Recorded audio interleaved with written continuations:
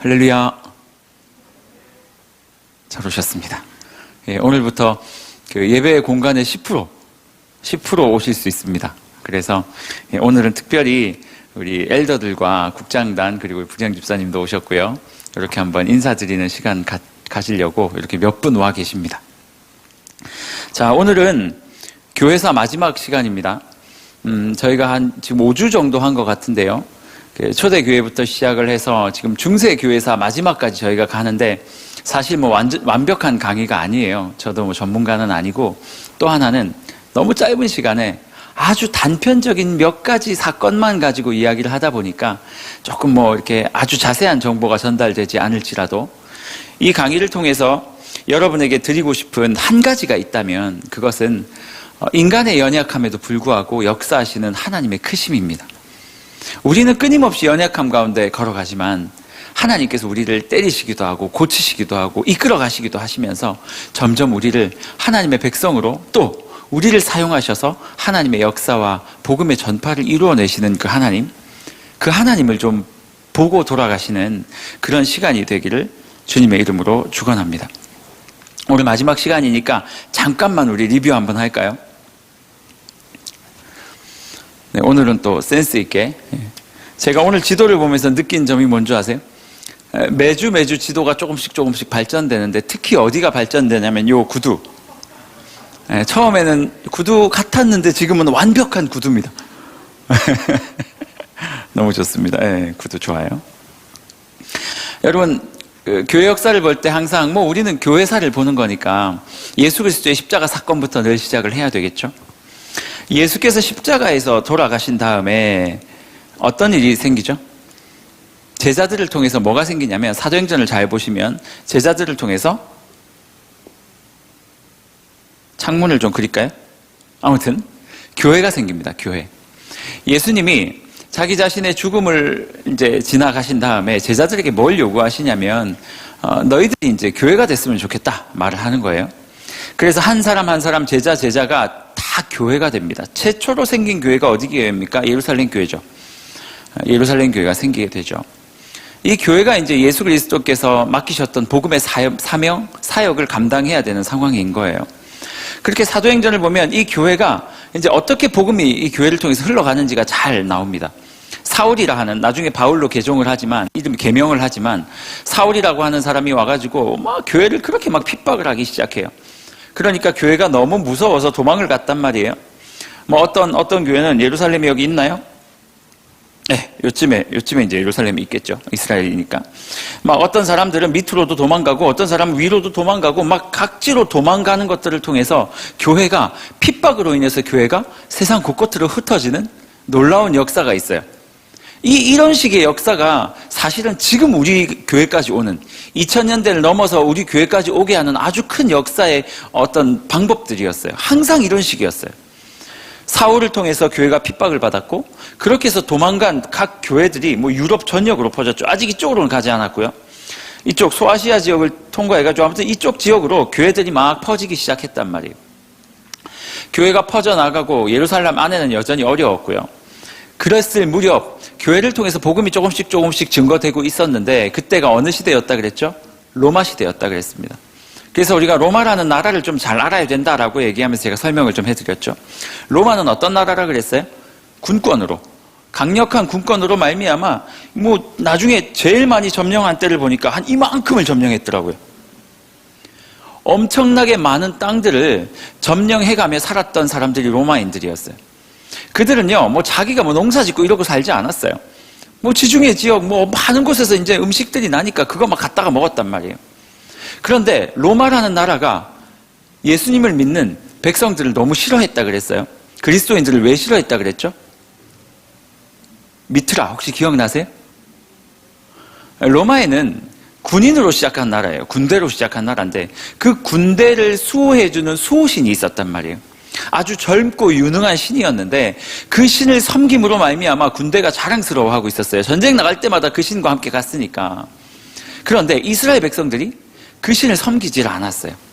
왜 섬기지 않았어요? 예수 그리스도밖에 없으니까. 그러니 사실 로마의 입장에서 이스라엘 사람들은 자기의 나라의 근간을 흔드는 사람이라고 생각을 했던 거죠. 그래서 로마인들이 이스라엘 사람들을 무지하게 싫어했어요. 이스라엘 사람들을 무지하게 싫어했어요. 그렇게 해서 어떻게 합니까? 핍박하기 시작하는 거죠. 초대교회 시절에 초대교회가 가지고 있었던 두 가지 도전이 있다 그랬어요. 첫 번째가 뭐였냐면 로마의 핍박이었고요. 로마서 아니라 그랬어요. 룸도 아닙니다. 롬입니다. 로마의 핍박이 하나가 있었고, 두 번째는 뭐였어요?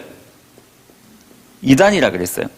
이 기독교가 각지로 퍼지다 보니까 많은 사람들이 자기가 가지고 있는 철학으로 기독교를 해석하기 시작을 했고, 안으로서는 이단이 이렇게 막 와가지고 뭐 예수님에 대한 엉뚱한 소리 하고 막 다른 소리들 하고 있었으니까 기독교가 골치 아팠고, 밖으로는 로마가 너무 핍박을 했단 말이에요. 특히 이 지역에서요. 로마의 핍박 때문에 이스라엘 백성들이 너무나도 고통 가운데 있었어요. 이게 초대교회의 이야기였어요. 그런데 참 신기하죠. 초대교회만큼 이스라엘의 문화, 기독교의 문화가 찬란했던 적이 별로 없었어요. 보이는 거는 하나도 없었지만 초대교회 시절에 가장 찬란한 교회의 문화를 가지고 있었어요. 그리스도의 십자가를 위해서 죽는 사람도 나타났고요. 그 십자가 때문에 사람들과 함께 어떻게 살아갈까를 엄청 고민하며 살았기 때문에. 그런데 어느 날 이 초대교회가 끝이 날 즈음에 로마에서 큰 사건이 하나 벌어집니다. 콘스탄틴 대제 이야기했죠.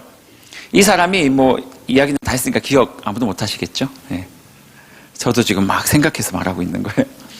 콘스탄틴 대제가 뭐 전쟁을 하러 가는데 막 그 이야기를 했죠. 뭐 이렇게 막 전쟁하기 마지막 큰 전쟁. 그게 무슨 달이었죠? 제가 지난주까지 기억을 했는데 이번 주 생각이 안 나네요.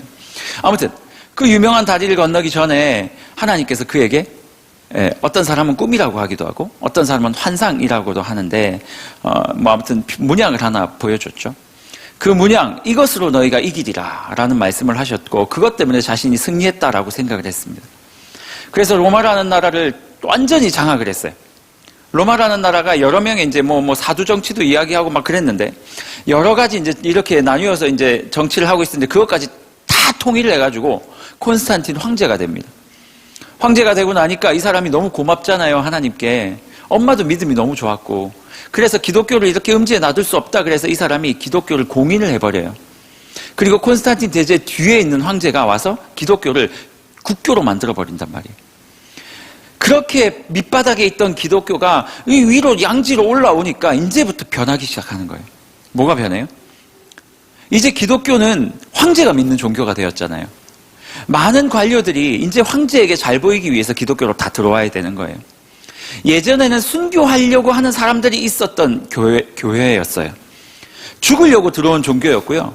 기독교의 지도자들은 다 죽으려고 들어온 사람들이었어요. 그런데 교회가 이제 권력을 갖게 되고 힘이 점점 생겨나는 거예요. 왜? 황제가 맨날 예배드리러 오니까.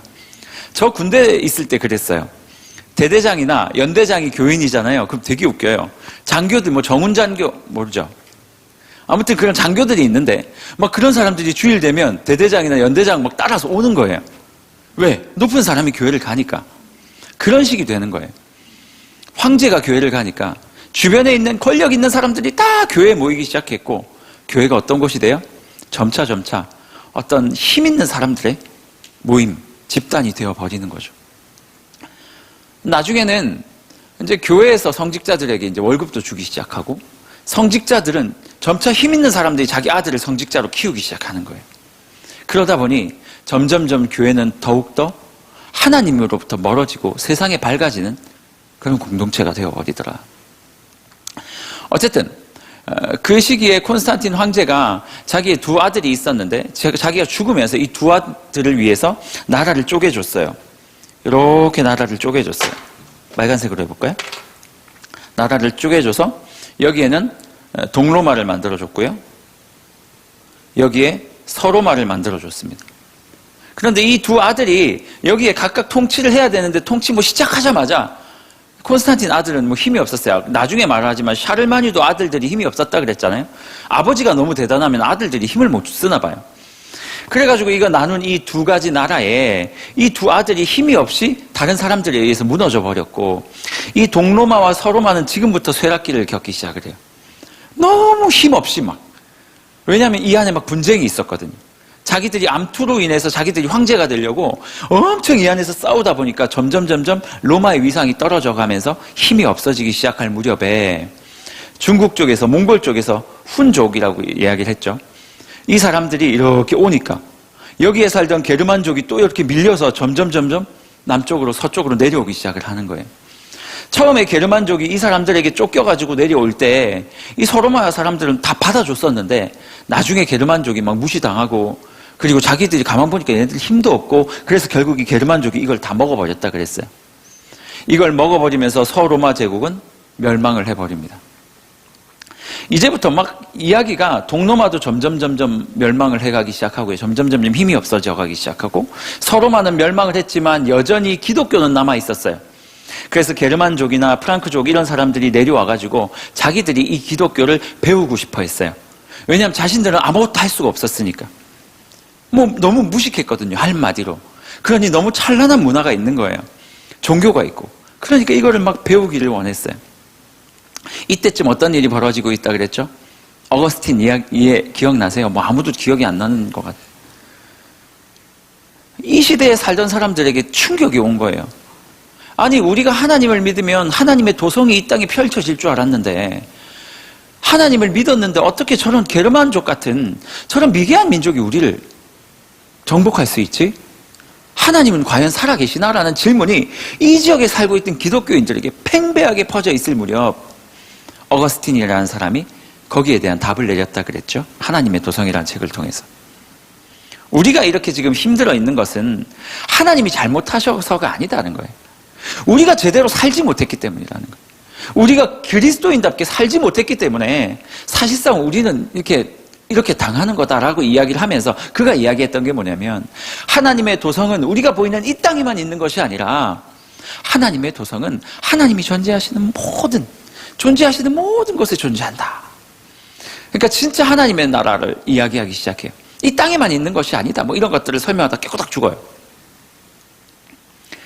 그 사람이 죽고 나서 이제 중세가 시작이 된다 그랬어요. 이때 중세부터는 막 난리가 납니다. 지난 시간에 알아봤던 것처럼 샤를마뉴 황제라는 사람 혹시 기억나세요? 샤를마뉴 황제. 그 앞전에 그 이야기를 해야죠.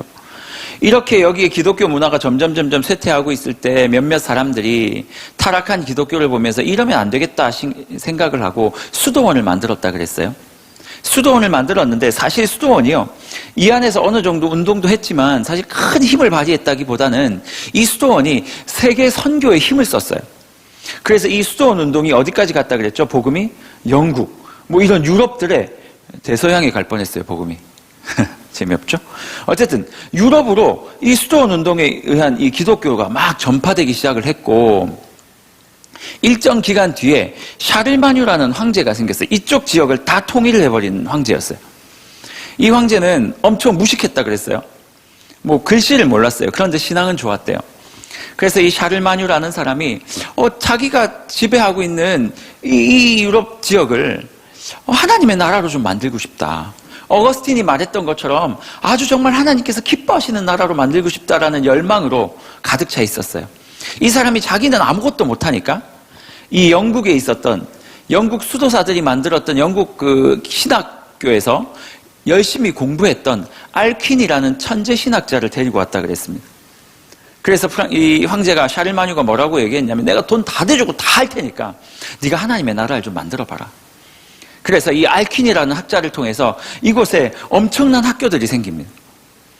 그래서 그 안에서 잃어버렸던 기독교의 유산들도 다시 회복하고 엄청난 글들도 나오고 사람들도 가르치고 해서 아주 잠깐 동안 이곳에 하나님의 나라가 굉장히 부흥하는 역사가 있게 되더라 라고 이야기를 지난 시간에 했어요. 그렇죠? 그리고 나서 이 샤를마뉴의 두 아들이 또 있었는데 결국 걔네들이 망했더라 이런 이야기들을 우리가 쭉 살펴봤습니다. 오늘 우리가 살펴볼 내용은 뭐냐면 여러분이 아는 것처럼 신대륙에 대한 이야기예요. 신대륙에 대한 발견에 대한 이야기예요. 샤를마뉴 이후에 그 샤를마뉴의 아들들이 이쪽을 통치하고 있을 때 무슬림들이 이렇게 올라왔다 그랬어요. 이 밑에 있던 무슬림들이 올라와가지고 이쪽 동쪽 지역을 완전히 장악을 해버렸어요. 그러니까 이 유럽 사람들이 장사를 해서 먹고 살아야 되는데 여기가 막혀버리니까 뭘 했다 그랬죠? 농사를 짓기 시작했다 그랬죠? 농사를 짓기 시작하니까 점점 사람들이 이제 토지가 많이 생기고 그리고 농사를 지으면 이렇게 뭐 노예까지는 아니었겠지만 뭐라 그러죠? 이 농사 짓는 사람들을. 아무튼 땅 없는 농사꾼들 있잖아요.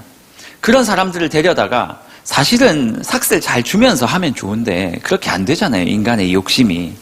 그래서 결국 그 사람들을 많이 수탈했던 것 같고 가진 자가 훨씬 더 부자가 되는 상황이 벌어져요.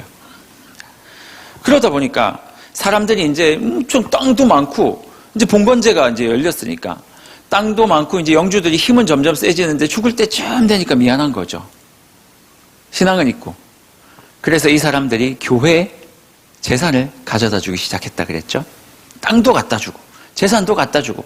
그러니까 교회가 또 어떻게 됩니까? 수도원이 점점점 부유해지죠. 처음에 개혁으로 시작했던 수도원이 부유해지니까 또 어떻게 돼요? 타락하게 되죠. 여러분, 이것이 계속 반복되는 것. 이것이 계속 반복되는 게 바로 역사입니다. 중세 역사입니다. 결국은 봉건사회 등장으로 말미암아 수도원이 타락하고 교회가 타락하기 시작했고, 그때 이야기했던 것처럼 그때쯤 여전히 이제 먹고 살만했고, 그리고 나서 점점점 학식적으로도 사람들이 이제 교회에 대해서도 좀 많이 알는 사람들이 좀 생겨나기 시작하자 이 예루살렘을 성지순례하려는 운동이 벌어지기 시작했어요. 그래서 많은 사람들이 성지순례를 처음에는 믿음으로 하기 시작했는데 조금만 시간이 지나니까 서로 성지순례하는 게 무슨 별 붙는 것처럼 된 거예요. 그래서 사람들이 점점 교회는 타락하죠. 사람들은 성지순례라는 것들을 통해서 나 성지순례 갔다 왔어. 뭐 이런 분위기로 점점 교회가 흘러가기 시작을 하니 교회가 점점 어그러지기 시작을 했고, 그때쯤에 밑에서 올라왔던 이슬람이 예루살렘까지 점령을 해버렸고 더 이상 성지순례를 할 수 없는 상황이 벌어졌다. 성지순례로 장사를 해야 되는 사람들이 있었거든요. 결국 어떤 일이 벌어집니까? 십자군 운동이 벌어지는 거예요. 말도 안 되는 일들이 그 안에 가득했다 그럽니다. 무슨 소년 십자군 이런 거 들어보셨어요? 하나님께서 어린아이들을 뭐 이렇게 보내면 얘네들은 깨끗하기 때문에 하나님께서 이기게 하시겠다고. 뭐 13살, 12살 이런 어린애들 붙잡아가지고 막 이렇게 해서 십자군으로 보내고 중간에 인신매매하고 말도 안 되는 얘네들 못 돌아왔어요. 아무도 못 돌아왔어요. 다 죽었어요. 그리고 와 우리 전쟁하러 가자 모여라 주님을 위한 전쟁이야 하고 모였다가 이권에 안 맞으면 도망가고 자기들끼리 찔러 죽이기도 하고 무슬림을 물리쳐야 돼 하고 가다가 거기 주변에 있는 왕국을 점령해버리고 십자군 운동 딱 한 번 승리하고 나머지 다 졌다 그랬죠. 인간의 욕심이 과해지다 보니 결국 하나님의 이름을 부르고 자기가 원하는 것들을 취하다가 교회를 완전히 나락으로 떨어뜨리는 것. 그게 사실 우리가 알고 있는 역사예요, 여러분. 제가 예전에 한번 알리스터 맥글라스라는 사람이 쓴 기독교 그 위험한 사상과 역사인가라는 책이 있어요. 한 1200페이지 정도 되는 책인데 다 못 읽었어요. 한 반 정도 읽은 것 같아요. 반 좀 더 읽었나요? 와, 절망이에요, 절망, 여러분. 그 책은 중세 종교개혁 이후부터 역사를 기록한 책이거든요. 우리나라 이야기도 다 나와요. 무슨 순복음교회가 어떻게 생겼는지 뭐 이런 것까지도 다 나와요. 그런데 그 책을 쭉 읽다 보니까 실망감이 어찌나 컸던지. 우리가 잘 아는 칼빈 무슨 뭐 이런 사람들이 있잖아요. 처음에는 잘 갔는데 결국은 그 칼빈이 뭐 영원치가 않은 거예요. 제가 그 책을 보면서 무슨 생각을 했냐면 단 한 번도 괜찮았던 교회가 없었어요. 물론 단기간은 있었어요. 뭐 10년, 20년, 30년 있었어요. 조금만 지나면 타락하고 조금만 지나면 타락하고 그 타락의 정도가 우리가 생각하는 것 그 이상이었어요. 그 책을 보면서 한국의 기독교를 보니까 사실은 이해가 돼요. 왜 저렇게 초창기에 저렇게 열정적으로 사역하던 사역자들이 나중에 저렇게 쓰러지는지 이해가 되더라고요. 인간의 연약함 때문이에요. 그런데 그렇게 많이 교회가 쓰러지고 자빠지고 무너지고 하는데 되게 신기한 게요. 다 죽을 것 같으면 하나님께서 톡 쳐가지고 옆으로, 다 죽어서 없어질 것 같으면 톡 쳐가지고 옆으로, 톡 쳐서 옆으로, 톡 쳐서 유럽으로, 톡 쳐서 아메리카 대륙으로, 톡 쳐서 우리나라로, 뭐 중국으로, 일본으로 톡톡톡 때려가지고 하나님의 복음을 전 세계로 이끌어 가시는 하나님의 역사를 보게 됐어요. 그게 역사예요. 그게 교회사예요. 똑같아요. 여기에서 지금 계속 맹맹맹맹 돌고 있던 이 복음이요. 어떻게 아메리카 대륙까지 가는 줄 아세요? 뭐 엄청난 신실한 사람들이 나는 복음을 전하러 저 미개한 나라로 갈 거야. 그래서 그곳에서 내가 목숨을 바쳐가지고 복음을 전하고 그렇게 나는 살다가 주를 위해 죽을 거야. 이렇게 해서 선교사로 떠나가지고 그 나라가 복음화 된 게 아니에요, 여러분. 그렇게 된 게 아니에요.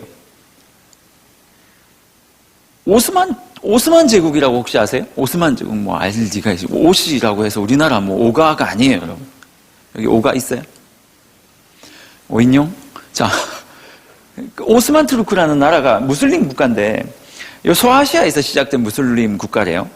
이 오스만 투르크가 엄청 강력해가지고 여기서 시작을 해가지고 한 이쯤에서 시작한 것 같아요.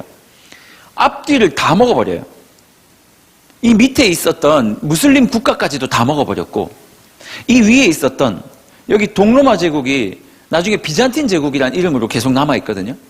같은 나라예요. 이 비잔틴 제국까지도 얘네들이 다 먹어버렸어요. 그래가지고 얘네들이 뭘 했냐면 여기까지 딱 다 먹고 여러분 실크로드 아세요? 실크로드? 중국으로부터 이렇게 유럽까지 연결되는 무역로잖아요. 그거를 딱 막아버려요.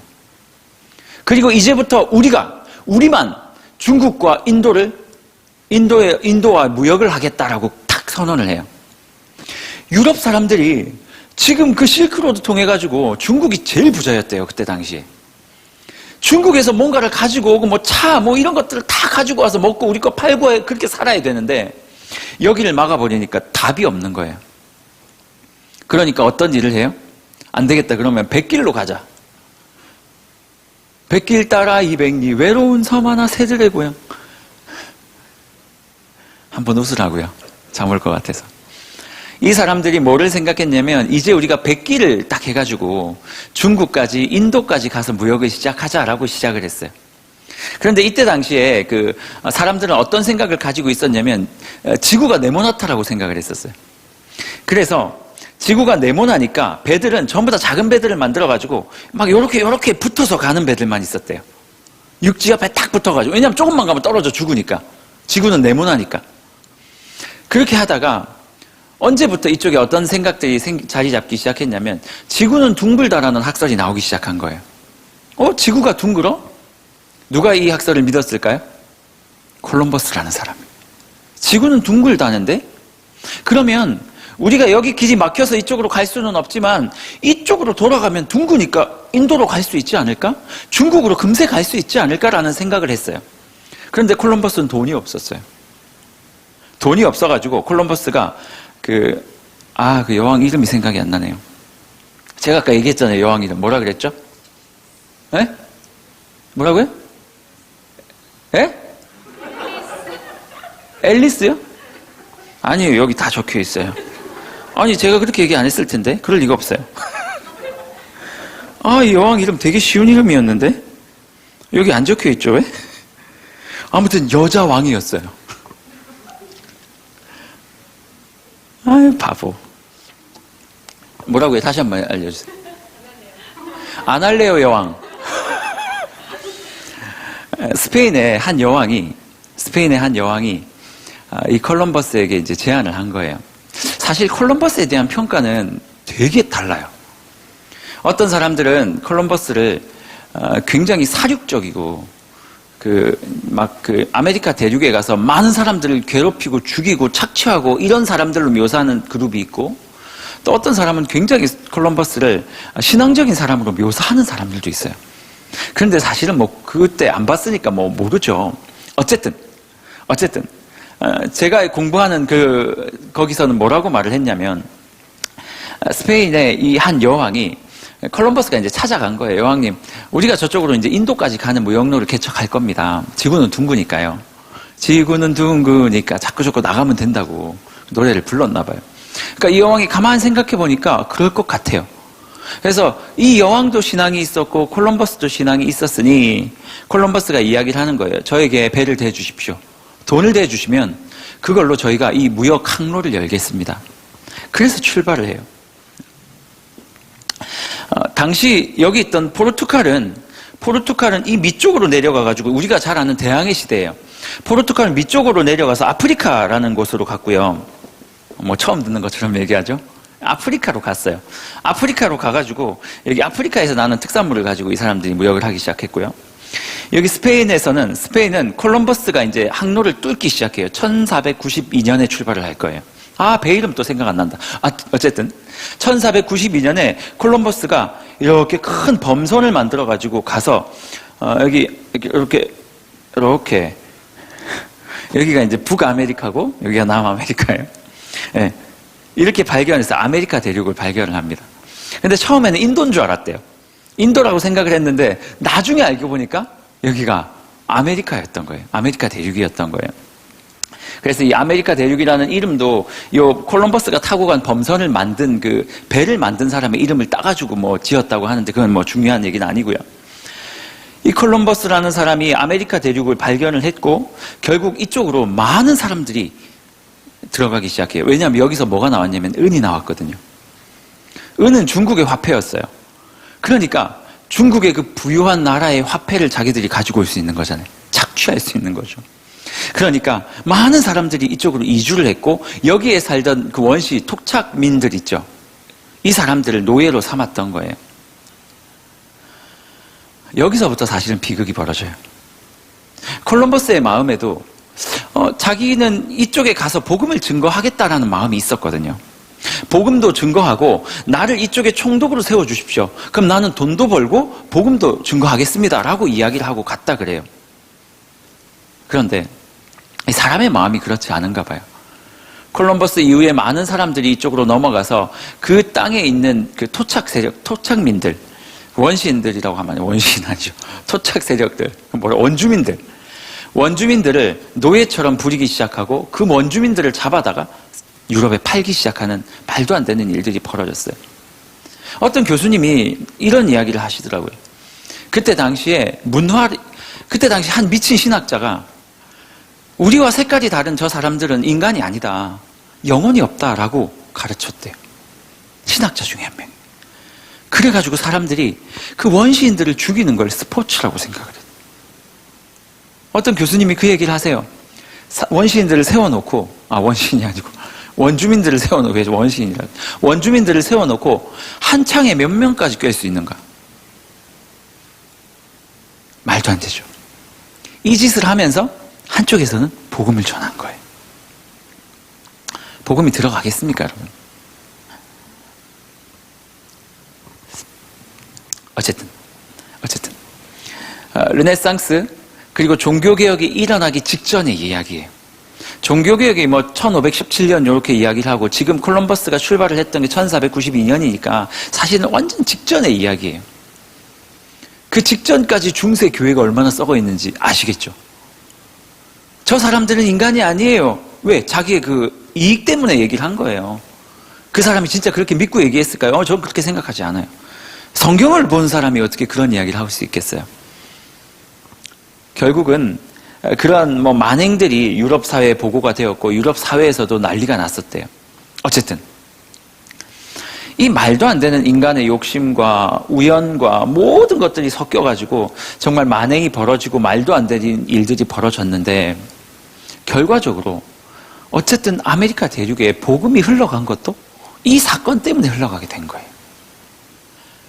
참 신기하죠. 아니 복음이 그 사람들을 통해 흘러갔으니까 그 사람들 행동은 괜찮아요. 절대 아니에요. 말도 안 되는 얘기죠. 하지만 그 정복을 위해서 가는 그 배를 타고 정말 좋은 선교사님들도 같이 간 거예요. 한쪽에서는 죽이기 시작했고 한쪽에서는 자기가 죽으면서 원주민들에게 복음을 전했어요. 너무 양극화되어 있죠. 상반되죠. 결국 진짜 제대로 된 몇몇 선교사들, 수도사들이 많이 넘어갔었는데 그 수도사들의 헌신과 그들의 죽음과 그들의 핏부림으로 말미암아 이 아메리카 대륙의 일부 지역들에 하나님을 향한 신앙들이 점점 생겨나기 시작했어요. 그리고 나서 나중에 우리가 아는 완전 청교도들이 때로 이주를 하고 이런 일들도 벌어지기 시작했고 사실 제가 여러분들과 오늘 이야기하고 싶은 이야기는 여기까지예요. 종교개혁이 일어나기 직전까지 중세교회의 모습이 어떠했는가? 최악이었어요. 참 신기하죠?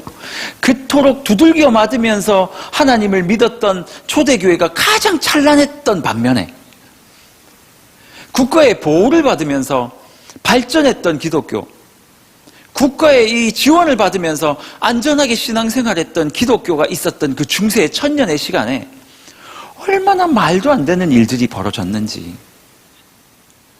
우리가 한 4-5시간을 통해서 살펴봤지만 그 안에만 봐도 얼마나 인간의 연약함들이 가득해요. 하나님이 은혜 주시면 그 은혜 가지고 잘 살면 될 텐데 은혜 조금만 주시면 그거 가지고 양지로 나아가가지고 그 은혜를 완전히 세상적인 것들로 바꿔버리고, 아니 복음 전하려고 출발을 했잖아요. 콜럼버스가 그런 마음으로 출발을 했대잖아요. 그런데 결국은 어떤 일이 벌어져요?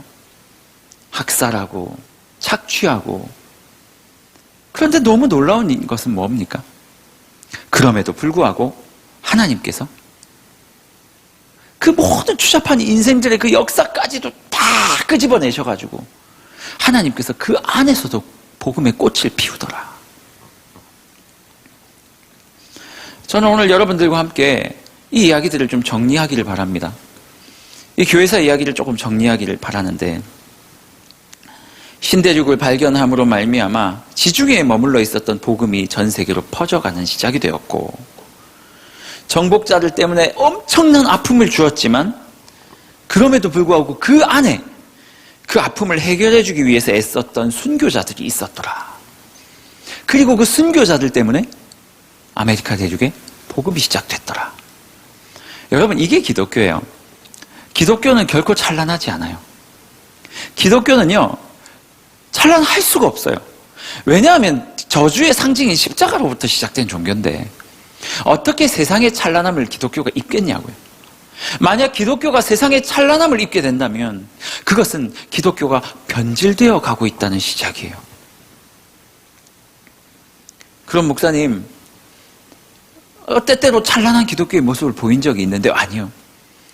그 변질을 막고 그 변질을 막기 위해서 죽었던 피들이 그 안에 존재한다니까요. 다 쓰러져 가도요, 하나님께서 절대 쓰러지지 않는 그 사람들을 세우세요. 성경에도 똑같잖아요. 하나님께서 남은 자들을 세우겠다 말씀하시잖아요. 제가 사실은 창세기부터 성경을 쭉 열거하면서 이야기하기 참 좋아하잖아요.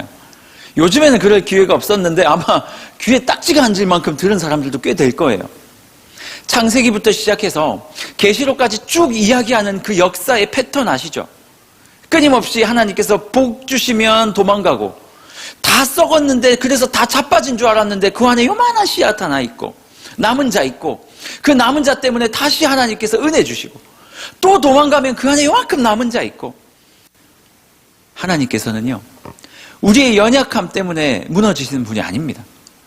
우리가 아무리 연약하더라도 하나님께서는 우리 그 연약함 가운데 있는 요만한 소망의 씨앗을 끝까지 남기셔서 그 소망의 씨앗이 나중에 하나님의 놀라운 나라가 될 수 있도록 만드시는 분이 바로 하나님이세요. 여러분, 어떻게 살고 계십니까? 저는 2가지를 여러분과 나누고 싶습니다. 인간의 연약함조차 사용하시는 하나님, 그리고 또 한 가지, 인간은 결국 타락하지만 그럼에도 불구하고 자신의 왕국을, 자신의 나라를 결코 포기하지 않으시는 하나님. 우리에게 요구되는 2가지 이야기가 있습니다. 첫 번째는 우리의 연약함을 좀 인정할 수 있어야 돼요. 저는 콜럼버스의 이야기를 들으면서요, 똑같아요. 하나님, 주를 위해 제 인생을 드리겠습니다 하고 저 목사 됐잖아요. 제가 목사가 됐어요. 꽤 됐어요, 된지. 꽤 됐어요. 진짜 주님을 위해서 제 인생을 바치겠습니다 라고 시작을 했는데, 제 자신을 스스로 경계하지 않고 맨날 이게 어떤 표현이 좋죠? 날마다 죽노라. 자기 자신을 날마다 쳐대지 않으면 어느 순간 그 아메리카 대륙에서 사람들을 살육하고 은을 탈취하고 막 그런 인생으로 살아갈 가능성이 농후해요. 그러니 나의 연약한 모습을 인정할 필요가 있어요. 여러분들은 어떠세요? 너무 힘든 문제가 있었는데 하나님께서 그걸 해결해 주세요. 그러고 나면 여러분의 모습이 어떻던가요? 하나님, 저 진짜 직장 취업만 시켜주시면 진짜 감사하면서 살아갈 수 있어요. 여보세요? 아, 네, 지원하셨죠? 합격입니다. 예스! 이틀째 되는 날부터 불평하더라고요. 점심이 왜 이렇게 맛이 없어부터 시작을 해가지고 일주일, 한 달만 되면 이직할까? 그게 우리 모습 아닌가요? 그것만 주시면 하나님 감사하며 주를 위해 살겠다고 다짐을 했지만, 아주 단적인 이야기를 했지만 그게 우리 모습이거든요. 하나님, 남친, 여친만 주시면 제가 진짜 그분의 거룩한 손을 잡고 주님을 예배하겠습니다, 이러고 오잖아요. 맨날 싸우고, 결혼하고 나면 막 맨날 찾아와가지고 못 살겠다 꾀꼬리 엄청 찾아와요. 엄청. 그게 우리의 모습이거든요. 인정해야 돼요. 은혜 받으면 나도 타락하는 존재다라는 거 인정하고, 두 번째, 그럼에도 불구하고 하나님께서 나를 사용하신다라는 이거요. 정리하겠습니다. 교회사의 모든 부분이 우리의 모습과 똑같습니다. 교회사는요, 여러분의 신앙사예요. 잘 도망가고 넘어지고 자빠지고 하나님은 맨날 와서 AS하고, 그러면 감사합니다 꾸벅 한번 인사하고 또 도망가고 또 잡아오고. 근데 여러분의 모습에 실망하지 않았으면 좋겠어요. 그러니까 인생인 거예요. 그러니까 주님이 필요한 거고요. 우리가 완전해지는 날은 마지막 날 하나님께서 오시는 그날이에요. 역사요? 초대교회에서부터 시작했던 그 반복의 역사요? 아니요. 창조 때부터 시작했던 역사요. 계속 말도 안 되게 써왔잖아요. 하나님은 말도 안 되게 용서하셨고 벌써 2021년이에요. 예수님이 이 땅에 오신 지 2021년 동안 하나님이 또 참으셨어요. 그 전에 수천 년 참으셨고요. 그 하나님께서, 그 참을성 좋으신 하나님께서 지금 우리를 참아내고 계신 거거든요. 그러니 우리의 연약함을 인정함과 동시에 그 참아내시고 감내하시는 하나님의 그 사랑을 우리가 기억해야 돼요. 그러면 우리의 모습을 보고 실망할 필요 없이 우리의 모습, 연약한 모습을 보면서 하나님을 더 의지하게 돼요. 내가 연약한 만큼 하나님은 더 크신 분이라는 걸 알게 되기 때문에. 내가 80점이면 하나님은 20점만큼이고요. 내가 20점이면 하나님은 80점만큼 나를 참아내며 나를 사용하실 것이니까. 그래서 2021년뿐만 아니라 이 교회사를 여러분 좀 시간 날 때마다 한번 묵상했으면 좋겠어요. 그리고 여러분 자신을 계속 돌아봤으면 좋겠어요. 나는 지금 어느 위치지? 우리 같이 한번 찬양했으면 좋겠어요. 교회사를 정리하면서 그냥 오늘 문득 예배를 준비하면서 한 1시간 정도 전인 것 같아요. 문득 제 입술에 그냥 이렇게 정리하다가 갑자기 문득 제 입술에 이 찬양이 그냥 나왔어요. 어디든지 가리라 주 위에 서라면. 이 찬양 아세요? 이 찬양이 이렇게 시작합니다. 난 지극히 작은 자 죄인 중에 괴수 무익한 날 부르셔서, 이렇게 시작을 하거든요. 하나님께서 이렇게 작고 죄 가득한 날 나를 부르셔서 간절한 기대와 소망, 그것 부끄럽지 않게 십자가를 전할 수 있도록 나를 불러주셨다. 지극히 작은 자를 부르셔서 십자가의 소망을 전달하는 자로 불러주셨다. 그게 우리의 존재예요. 우리 같이 한번 이 찬양 했으면 좋겠습니다. 우리 이렇게 한번 노래할까요? 난